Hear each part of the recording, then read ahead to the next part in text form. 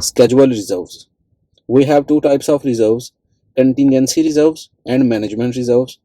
Contingency reserves are associated with money, like we have some extra amount that we use to pay for the overtime, or maybe we need to add some extra resources to speed up the work.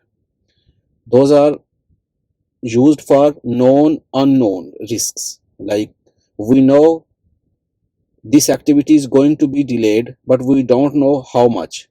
So those types of risks are called known unknown, like we know this is going to be delayed, but we don't know the impact and probability. So contingency reserves is a part of schedule baseline. It's always in project team's hand. They can use wherever they require.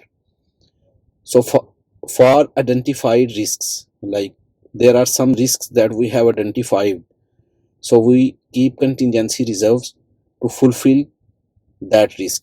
Like if some activity is going to be delayed, we will know when we are identifying our risks, like this activity is going to take longer than what we have planned, so we keep some reserve for that activity. So contingency reserves are used for accepted risks, like we have already accepted that some specific activity is going to be late, or there is some resource that might not be available, so we need to add some extra amount to hire a new one.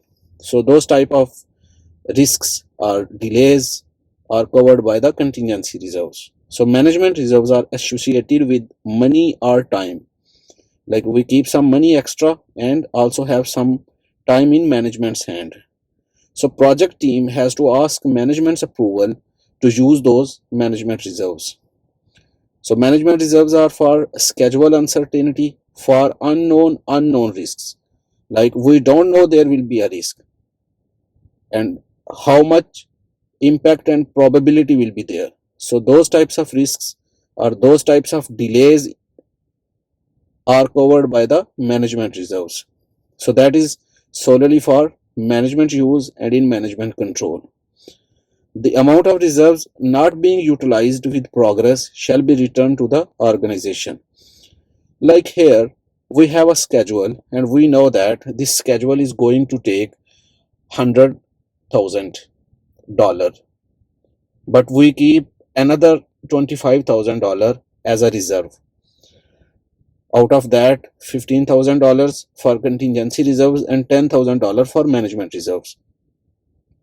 So when we progress, like we are halfway of our project and we have not used that reserves, so we will not keep that money in our hand. We will return to the organization, so that could be used on some other projects. So this is where we have other projects going on in the same organization, so we don't want to keep that money. So this concept is that should be returned to the organization account so that it could be utilized for other projects.